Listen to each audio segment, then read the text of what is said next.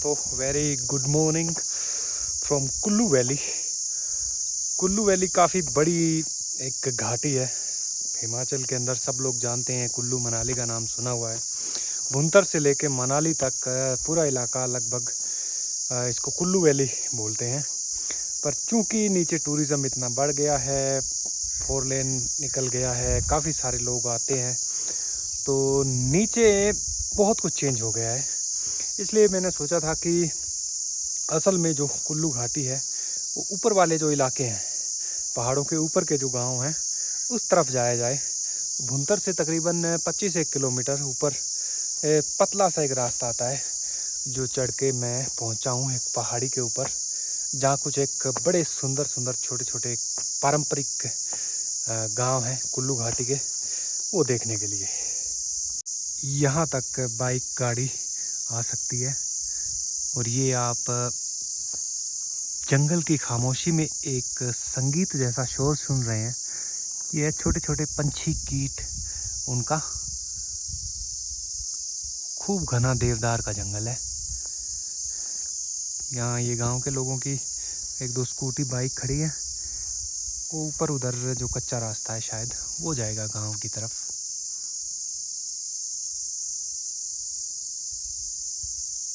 यहाँ इस गांव से पूरी कुल्लू घाटी नीचे दिखाई देती है। यहाँ मौसम रिलेटिवली ठंडा है। नीचे भुंतर में अभी भी इस टाइम पे गर्मी है, अक्टूबर शुरू हो गया है। पार वाली साइड भी काफ़ी सारे माउंटेन्स और पीक्स दिखाई देते हैं। यहाँ नीचे है गांव के खेत, खेतों में ज़्यादातर अभी मक्की और राजमा भी हो सकता है। यहाँ आके ऐसा लगता है जैसे कि किसी मकान की सबसे ऊपर वाली मंजिल पे बैठे आप नीचे पूरी घाटी पर नज़र रख रखे हो।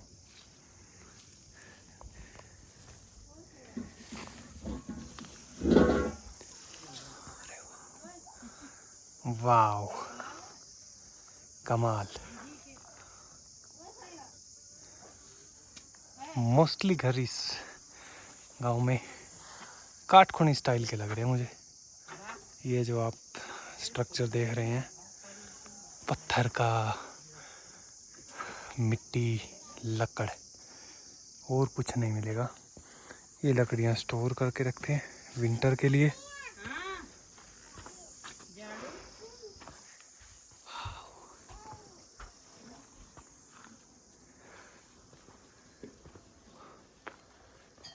नमस्ते जी, क्या हाल चाल? ठीक है, कहाँ जा रहे हो? बस यहीं तक आए, रास्ता बंद हो गया। अब मैं सोचा नीचे गर्मी थी, थोड़ा ऊपर चलते हैं, पहाड़ पे ठंडा इलाका है। हाँ। तो फिर यहाँ आके देखा रास्ता यहीं तक था। फिर भाई साहब एक लगे थे, वो बोले ऊपर तक जाओ आप, गाँव वाँव देखो। और गाँव बड़ा ज़बरदस्त है आपका, कैसा है? बहुत बढ़िया है। बहुत सुंदर है। यहाँ सा मतलब यहाँ से सब कुछ दिखता है। वो पार वाले पहाड़, नीचे पूरा का पूरा भुंतर कुल्लू। आपका घर कहाँ है? हमारा हरियाणा। फुटपाती हो गए। आए कभी आप? नहीं। नहीं आए, गर्मी बहुत होती है हमारे फुटपाती। यहाँ। तो बर्फ गिरती होगी। वो 2-3 फुट। 2-3 फुट, फिर तो ठीक है। ये तो माड़ा से चुक चला गड़ के। यहाँ मौसम भी ठंडा ना आपके, नीचे भुंतर में ही गर्मी थी अभी तो। हाँ, बुनकर भी है गर्मी। यहाँ गाय है ज़्यादातर, तो भेड़ बकरी कोई कोई हो सकती है। और इस तरफ आप देखो, वो मक्की छोटे छोटे बैग्स में भर के ना रखी हुई है इन्होंने। यहाँ घास घास इस टाइम पे भी, अक्टूबर आ गया तो सुखा सुखा के ये स्टोरिंग का काम चल रहा है। मक्की की भी ऑलमोस्ट हार्वेस्टिंग हो गई है। ये नेचुरल पानी के नलके हैं। भेड़ ने वेलकम किया है आपका। और ये घर की छत पे क्या है, मेरे को पेठा जैसा लग रहा है। बेल इसकी खूब समर टाइम में तो पूरी छत पे फैली होगी।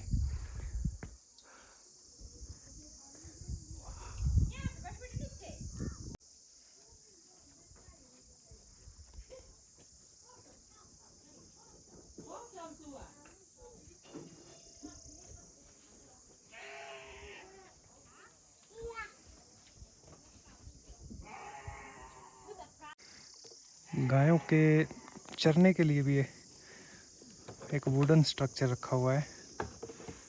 इसमें इनको यहाँ टाई करके रखते हैं। सूखा हरा जैसा भी घास होता है जब घर पे होती हैं।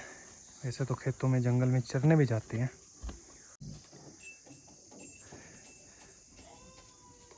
घास को कमरों में जमा करने से पहले ये बाहर सुखा लेते हैं, ताकि ये एक बार जब घास सूख गया फिर कमरे में भर दिया तो वो ख़राब नहीं होता है। अदरवाइज़ गीला घास कमरों में आप भर दोगे तो मेरे ख्याल वो सड़ने लगता है। इसीलिए पहाड़ों में सब जगह पहले सुखाते हैं और उसके बाद ये स्टोर करते हैं। सभी घरों की जो छतें हैं वो ऐसे पत्थर की जो स्लेट लगी हुई है, वो इसलिए ताकि बर्फ़ और बारिश जो है वो छत पे रुके ना, नीचे उतारने में आसानी हो। बता रहे आंटी 2-2, 3-3 फुट बर्फ़ गिरती है। फिर समर टाइम में ऐसे जैसे साइड में कोई बेल लग गई वो छत के ऊपर फैल जाती है। बड़े बड़े पेठे लगे हैं।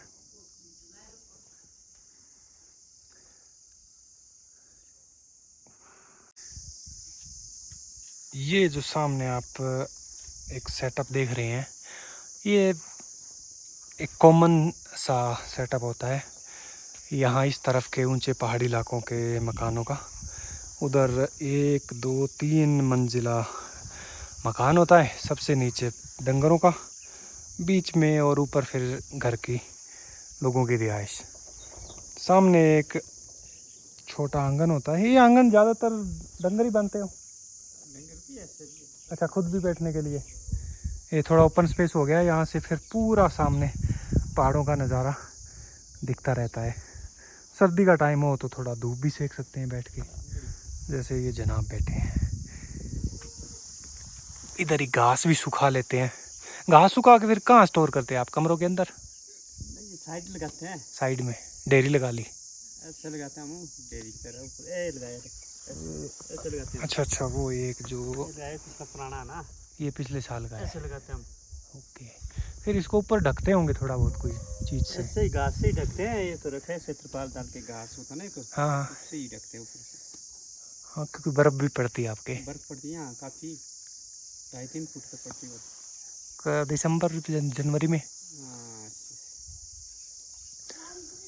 फिर गांव में खेती बाड़ी सर्दी में तो नहीं होती होगी? सर्दी में क्या, सर्दी में तो ऐसे ही घास लाना, डंगरे को देना, वैसे ही काम होता है ज़्यादा। सर्दी में तो खेती बाड़ी खत्म, बैठे रहो आप। गंदम बिजली बस सब बैठे रहते। बेडू बाडू होती है, बेडू बाडू चलानी, हाँ, इधर उधर ले जानी ना, पत्ती खिला के लानी फिर देते। तो बर्फ़ पड़ती है फिर कहाँ ले, नीचे के थोड़ा इलाके में जाते हो आप? नहीं यही अपने ले जाते नहीं इधर उधर खेत में। हाँ हाँ ऐसे पत्ती वाला पेड़ होता है ना हमारा, हाँ हाँ हाँ। उनको काट के देना, बस फिर लाना घर को। अच्छा। घर में भी देना घास, थोड़ी मक्की मुक्की देते हैं। अच्छा, पेड़ की जो छोटी छोटी टहनियाँ होती है, पत्ते काट के वो वो खिला दिया। थोड़ा सूखा घास भी खाते हैं। हाँ, ये है पार पीछे। इस टाइम फिर क्या खेती होती है आपके गर्मी में? गर्मी में तो अब सीजन अब हमारा खत्म ही हो गया। सब्जी भाजी, सब्जी, सब्जी, मक्की, मक्की, राजमा वगैरह ये होता है। मटर भी देखे एक आंटी जी ला रहे थे। मटर होते हैं, टमाटर होते हैं, सब डाल। अच्छा अच्छा, चलो फिर तो बढ़िया है। तो ये बड़ा सिस्टम देखा मैंने ना, जो छत के ऊपर ये बेल लगा रखी है ना। अच्छा, ये हाँ, वगैरह। हाँ, ये तो वो क्या पेठा लग रहा है मेरे को ना। नहीं ये है कद्दू। कद्दू बोलते हैं इसको? कद्दू, पेठा नहीं है, पेठा और होता है। हमारे ऐसे उसको पेठा बोलते हैं, जो ज़्यादा बड़ा होता है। हाँ, बड़े होते हैं अभी ना, इस बार अभी इसमें जैसे पक गए, इनको सर्दी में काम आ जाएंगे ये। काम आ जाते ना। रख लिए, हाँ, सूखे जमा करके फिर सब्जी बन जाती है। अच्छा, गायें और भेड़ बकरी हाँ जी। ज़्यादा यही होता है इधर है। नहीं नहीं, चलो एक एक तो आपने इस्तेमाल के लिए रखनी पड़ती है ना, घर में तो चाहिए ना एक एक गाय। ये तो औरों की है ना, परे वाली इसकी है, हाँ परे वाले इनकी है। हाँ, करके दूध के लिए तो, दूध घी के लिए तो दूध घी एक के तो जरूरी है ना। ज़रूरी है। एक है, दो है, अपने हिसाब से। आजकल देखो दूध का रेट कितना है, 45-50 के बीच में आ गया। ज़्यादा ही होगा, ऐसे 45-50 तो वो ठेली वाला दे रहे हैं। नहीं तभी हो रहा ना, देखिए, दूध ही एक हो गया महंगा घर का भाई। दूध घी हो तो उसका तो मुकाबला ही क्या हाँ, है ना। घास फूस जंगल में अपने खेतों में है ही खूब। खेतों में जी, घास तो खेतों में।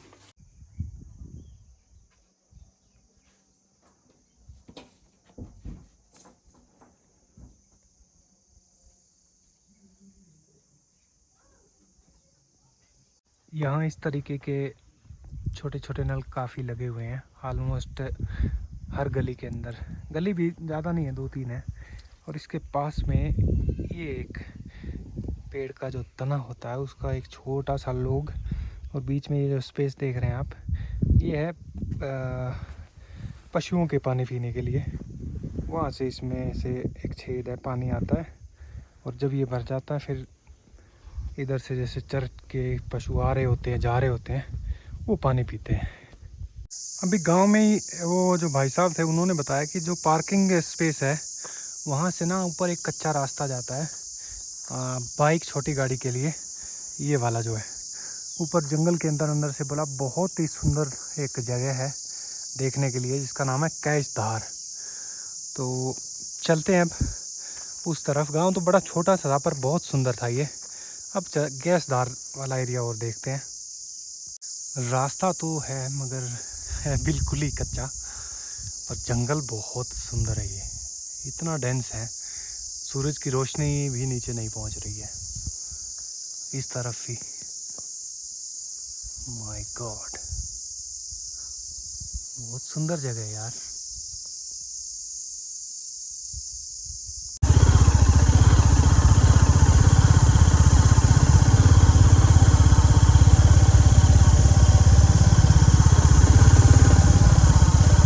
इस गांव से केस धार के लिए एक कच्चा जो रास्ता जाता है, यहाँ से पैदल भी आप जा सकते हैं, और अगर आप बाइक लेके जाते हैं तो एक टिकट काउंटर है हिमाचल प्रदेश फॉरेस्ट डिपार्टमेंट का, जहाँ एक टिकट लगती है 100 रुपये की।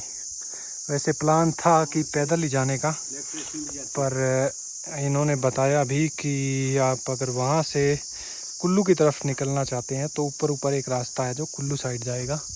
और मेरा प्लान था कुल्लू का ही, कुल्लू के ऊपर एक और इलाका है वहाँ जाने का, तो ये वापस आने का चक्कर बच जाएगा, इसलिए इस रास्ते से बाइक पे ही चलते हैं, फिर वहाँ से ऊपर ऊपर कुल्लू निकल जाएंगे। ये रास्ता अभी निकाला है फॉरेस्ट और टूरिज़्म डिपार्टमेंट, इस इलाके को थोड़ा टूरिज़्म के लिए प्रमोट करने की कोशिश कर रहे हैं शायद, इसीलिए। बहुत ही प्यारा रूट है ये पर है बहुत रिस्की और पतला। काफ़ी पतला मगर सीनिक रूट है ये। टिपिकल एक पहाड़ों के अंदर जैसे कच्चे रास्ते होते हैं एक गांव से दूसरे गांव को कनेक्ट करने के लिए। जंगल से बाहर निकलते ही पूरा नीचे कुल्लू वैली का नज़ारा।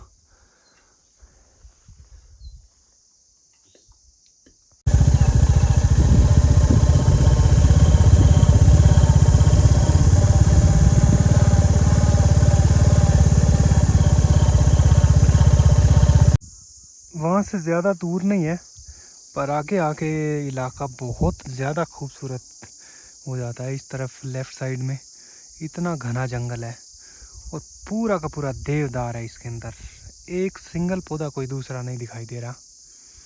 And I think this is it. ये सामने जो छोटी सी एक रिज दिख रही है यही कैश धार है। एक्चुअल में धार का मतलब होता है पतली चाकू की धार जैसी रिज। यहाँ एक बोर्ड लगा है, कैश धार की वादियों में तहे दिल से आपका हार्दिक अभिनंदन। इस तरफ ऊपर एक आई थिंक फॉरेस्ट डिपार्टमेंट का रेस्ट हाउस है और इलाका बढ़िया ही है, अच्छा है। खासकर कुल्लू वैली के आसपास के लोग हैं उनके लिए वीकेंड गेट अवे टाइप का स्पॉट है। चारों तरफ बढ़िया जंगल है। यहाँ इधर लकड़ी के एक दो ढाबे दिख रहे हैं मुझे छोटे छोटे। भूख लगे कुछ खा लिया जाए। यहाँ एक ढाबा, ये आतिश ढाबा नाम है इसका। बड़ा सिंपल सादा सा, और बाहर भी आप बैठ सकते हैं, अंदर भी आप बैठ सकते हैं। और सामने आपके ये नज़ारा होगा, चाय नाश्ता मैगी कड़ी चावल भी बोल रहे हैं, राजमा चावल भी मिलेगा, बट व्यू बहुत कमाल का है। सो कैस धार, ये नाम मोस्ट प्रोबेबली आप लोगों ने नहीं सुना होगा। कुल्लू या भुंतर से बहुत ज़्यादा दूर नहीं है। 1 घंटे की आप अगर ड्राइव करोगे तो आप किसी ना किसी नज़दीकी गांव में पहुंच जाओगे। वहां से पैदल भी आ सकते हैं आप, और अदरवाइज़ आजकल बाइक वाला एक रास्ता निकाल दिया है यहाँ के फॉरेस्ट डिपार्टमेंट ने। उसकी 100 रुपये की टिकट लगती है। बहुत ही सुंदर और पीसफुल जगह ये। नीचे कुल्लू भुंतर में इन दिनों भी दिन में आपको गर्मी महसूस होती है, पर थोड़ा ऊपर आते हो भी हाँ आप, इतना बढ़िया सुहाना ठंडा मौसम, घने देवदार के जंगल है। और यहाँ फिर चाय पी रहा था मैं, वहाँ भाई जी ने बताया ऊपर ना जंगल में एक फॉरेस्ट का डिपार्टमेंट का रेस्ट हाउस है, अंग्रेज़ों के ज़माने का। तो चलते हैं वो वाला देखते हैं ऊपर जाके। फॉरेस्ट डिपार्टमेंट ने ये सेवा भी शुरू की है। टूरिस्ट लोग जो आते हैं जिनके पास अपनी गाड़ी नहीं है और पैदल नहीं आ सकते, इनमें बिठा के लाते। इसकी एक टिकट लगती है। वो पूछते हैं आगे जाके भाई साहब से कि क्या कुछ रेंट होता है इसका। ये रास्ता इतना ही पतला है कि या तो बाइक आ सकती है या ये वाली गाड़ी आ सकती है।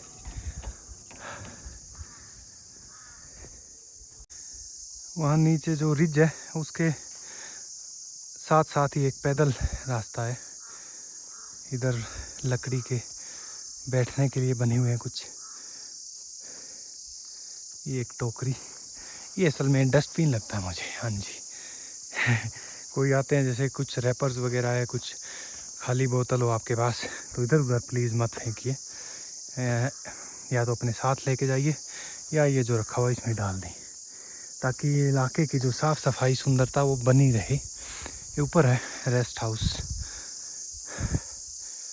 इधर नीचे एक और वुडन स्ट्रक्चर है। ये क्या है? महावीर स्वयं सहायता समूह कुल्लू। एक छोटा ढाबा है। कोदरा और कंगनी के स्वादिष्ट व्यंजन उपलब्ध हैं यहाँ पर, लोकल अनाज के। सही है यार, अच्छा सिस्टम है। कितना पीसफुल इलाका है। चाय नाश्ते के लिए भी एक दो ठिकाने हैं। और ये रेस्ट हाउस में चल के पूछते हैं अगर कोई आके रात को रुकना चाहे। बहुत ही पीसफुल जगह है। आपको कुल्लू के आसपास में ना वैसे इतना ज़्यादा क्राउड रहता है नीचे, तो मनाली भी काफ़ी भीड़ हो जाती है सीज़न में। ये जगह इतनी शांत है, वाह।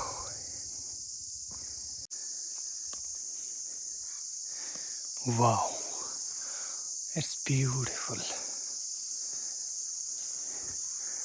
क्या लिखा है यहाँ पे? ईयर ऑफ कंस्ट्रक्शन 1920-21, 103 साल हो गए इसको बने हुए। कॉस्ट ऑफ कंस्ट्रक्शन थी 4,175 रुपये में बना था ये पर उस टाइम 4,000 रुपये बहुत होते थे।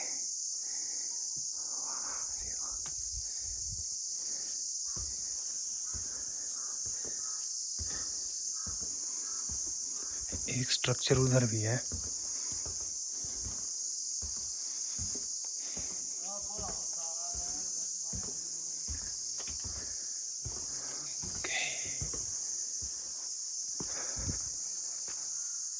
दैट मीन्स यहाँ तक आती है ये ट्रॉली वैन जो इनकी। यहाँ बोन फायर के लिए सिस्टम लगा रखा है बैठने के लिए। कमाल है। चारों तरफ बढ़िया घने देवदार के जंगलों से घिरा हुआ ये forest department Himachal Pradesh Kullu division का इतना खूबसूरत रेस्ट हाउस है। यहाँ पे 2 स्ट्रक्चर बने हुए हैं। काइस धार इस जगह का नाम है, 100 साल पुराना है। ये भाई साहब अभी ये जो ट्रॉली लेके आए थे, आप फॉरेस्ट में ही हो? अच्छा, यहाँ रुकना चाहे रात को कोई तो क्या रूम रेंट पे, उसका क्या प्रोसीजर है? 1560 रुपये रूम रेंट और वो एक नाइट का। अच्छा, ऑनलाइन बुकिंग भी है। ऑनलाइन बुकिंग होता है अपना? क्या फॉरेस्ट डिपार्टमेंट की वेबसाइट पे होता है? नहीं, eco tourism. Eco tourism Himachal. Himachal Shimla. अच्छा अच्छा, आने से पहले मतलब कोई बुक करके आ सकते हैं? ऑनलाइन बुकिंग भी हो सकती है, जैसे कहीं बाहर पे जल्दबाजी में कहीं जैसे ऑनलाइन बुकिंग तब तो नहीं होता है ना। अगर ऑनलाइन बुकिंग में हो सकता है एडजस्टमेंट, मतलब कि ऑफलाइन रजिस्टर बारे। अच्छा, अगर कोई ऑनलाइन अगर डायरेक्ट यहाँ के रहना करना चाहे तो? अगर ऑनलाइन बुकिंग होता है तो थोड़ी दिक्कत है, तब रूम खाली होगी कोई, तब करना पड़ता है एडजस्ट। नहीं, अगर किसी की ऑनलाइन नहीं है, मान लो मैं आया हूँ, मेरी तरह कोई सीधा आए, हो सकती है। तब यहाँ डायरेक्ट आके अगर करे तो तब भी हो जाएगा?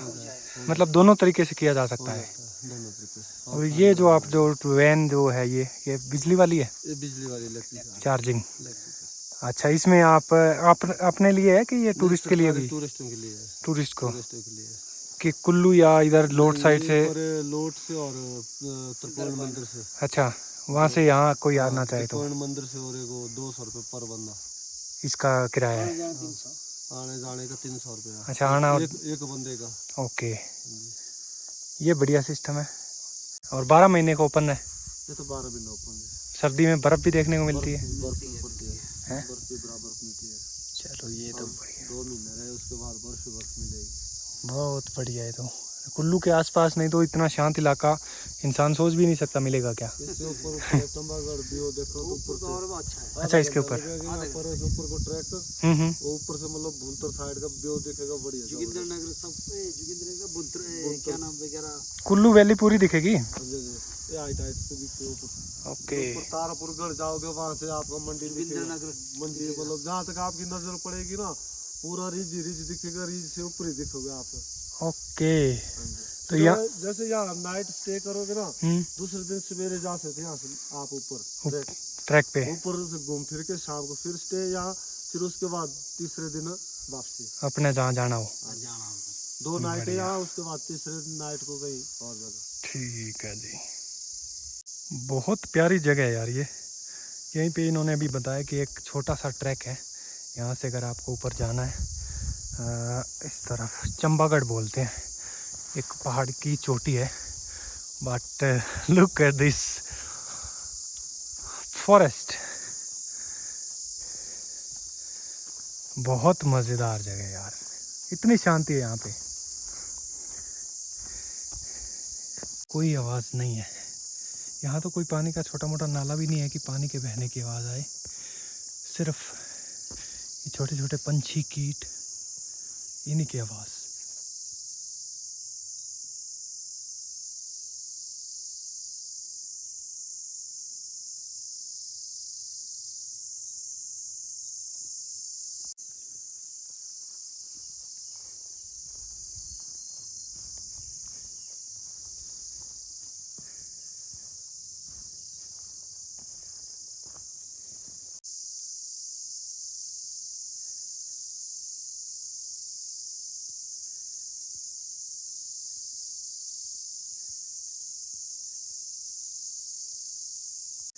इतना खूबसूरत जंगल है और इस टाइम पे ग्रीनरी भी इतनी ज़्यादा फैली हुई है ना।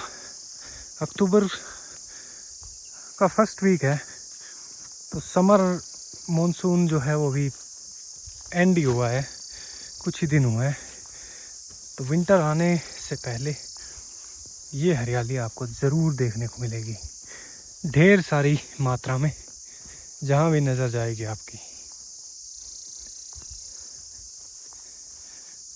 सर्दियों में फिर ये हरियाली सफ़ेदी में बदल जाएगी बर्फ़ की। थोड़ी दूर प्लेन सही ट्रेल थी, कई धार के बाद। उसके बाद स्टीप चढ़ाई शुरू हो गई है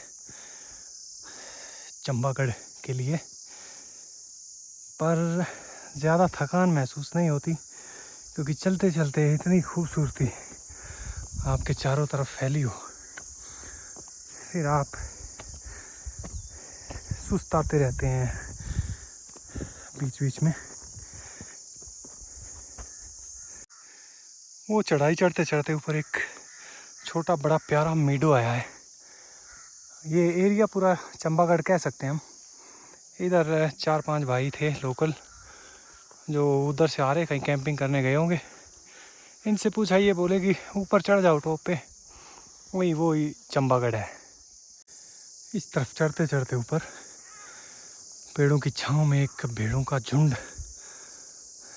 सुस्ताता हुआ दिखा है। कोई शेफर्ड भी होना इस तरफ हो सकता है। थोड़ा धुआं उठ रहा है, ये भी खाना वाना बना रहे होंगे। लो जी, इसके टॉप पे पहुंच गए हैं। और एक छोटा सा तंबू लगा है, एक जनाब है इसमें। इन दिनों ये नीचे की तैयारी कर रहे हैं, धीरे धीरे मूव कर रहे हैं ना। हाँ जी जनाब, क्या हाल चाल? बढ़िया बढ़िया, आप बताओ। और नीचे की तैयारी? मैं कहा नीचे जा रहे धीरे धीरे। अच्छा, चंबागढ़ गई है? चंबागढ़ तो पर रहा हूँ। अच्छा, उस तरफ रह गया। पर रहा उस तरफ मैं थोड़ा आगे आ गया फिर। इधर से ही आया ना, मैं नीचे वाले रास्ते आया। ठीक है। ये भाई इन्होंने रास्ता बताया अभी कि थोड़ा इस तरफ जाओगे आप, ऊपर ऊपर ही वही जो टॉप है उसको चंबागढ़ बोलते हैं। और इनसे थोड़ा पूछा मैंने, ये बोले कि इनका घर नीचे ही है, कुल्लू के पास में गांव है एक, वहाँ से यहाँ आ जाते हैं। और 4 महीने 5 महीने गर्मी ना इधर ही इनका डेरा रहता है। जंगल में खूब सारी घास है, तो आसपास दिन भर अपनी भेड़ बकरियों को चराते रहते हैं। फिर शाम को यहाँ आ जाती है, इन पेड़ों के नीचे अपने झुंड में आराम करते रहते हैं। और अब जैसे मौसम ठंडा होगा, बर्फ़ गिरने से पहले ये फिर नीचे अपने गांव की तरफ चले जाएंगे। Simple life, peaceful life. ये देखो भाई की भेड़ें, बकरियां भी है।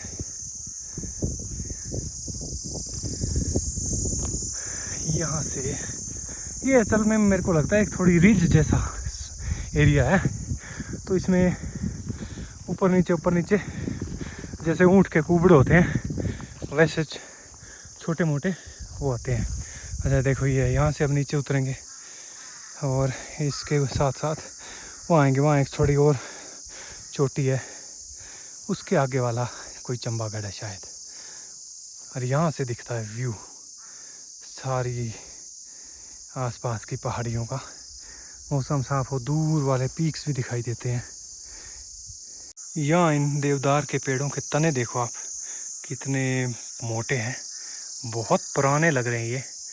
और ऊपर की ओर नज़र डालें थोड़ी तो टहनियों का इनकी जो ब्रांचेस हैं बड़ी छोटी, उनका एक जाल जैसे फैला हुआ।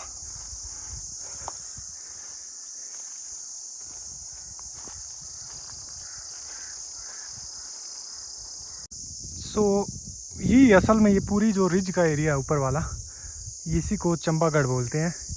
वहाँ से आके ये टॉप आया था, यहाँ से अब ऐसे चलते चलते फिर वहाँ एक और दिखाई दे रहा है।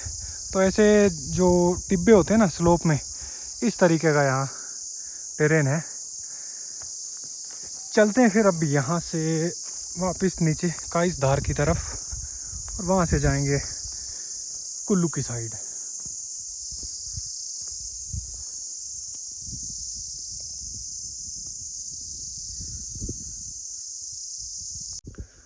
So that's it from Kais Dhar, a very beautiful, peaceful spot in Kullu Valley.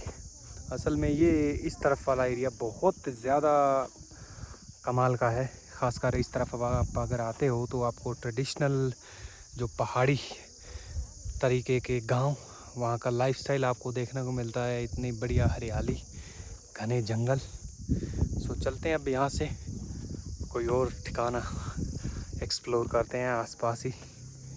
मिलते हैं फिर अगले सफ़र पे।